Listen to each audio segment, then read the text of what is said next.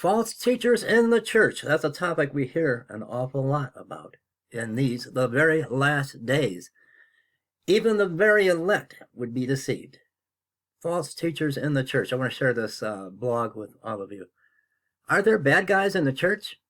Are there people who claim Christianity and yet look nothing like Christ?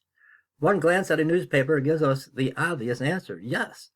How do these people get into a church community that supposedly follows the way of Jesus?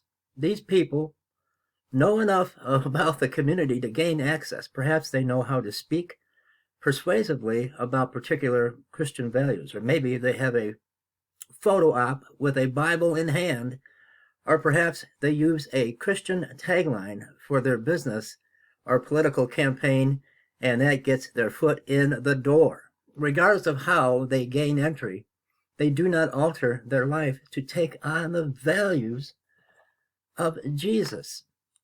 Instead, they intrude on the community and proclaim their own path to freedom. Jude and 2 Peter paint us a picture of these intruders. Let me put my glasses on for a moment. Oh, lost my spot here. Bear with me.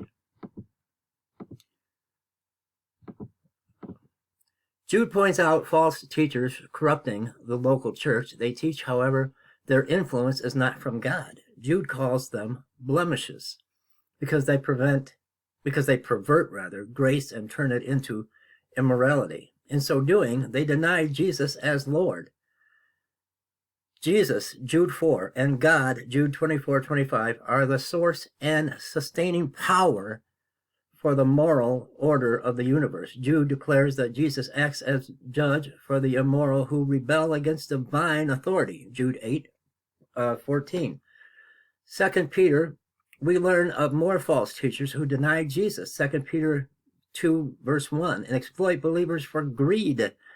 Oh, we see that a lot today. These teachers harm the reputation of Jesus' followers and deny that Jesus will return to judge evil. He will return, and he will judge evil. He will return. He is on his way as we sit here and gather together. I know that I know that I know that Jesus is on the way. They deny Jesus' sovereignty because the world is the same way it's always been. Nothing's changed. There's always been wars. There's always been earthquakes. There's always been calamities. That's what they say.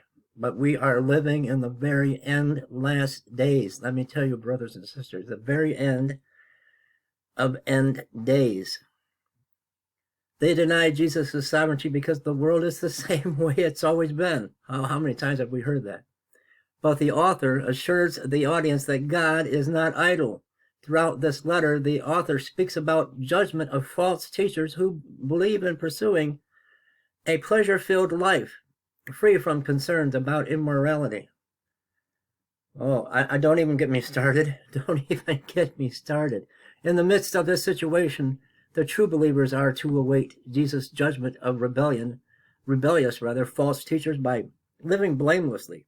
Their waiting is an act of trust in Jesus' future return, which will set right all the evils of the world. In 2 Peter, they are to make every effort to pursue goodness, knowledge, self-control, endurance, godliness, mature affection, and love. These are the results of truly following Jesus. 2 Peter, verse 1, 5 through 8. The believers are called to realize that they cannot force false teachers to believe the truth. Jude 10. They're here at Satan's command, at the command of the devil. They're here to deceive the flock, to deceive so many. There's so many prosperity gospels in the world today. Prosperity preachers. Live your best life now. Don't suffer. Don't have enduring suffering. Don't pick up your cross and follow Jesus. Just live your best life now.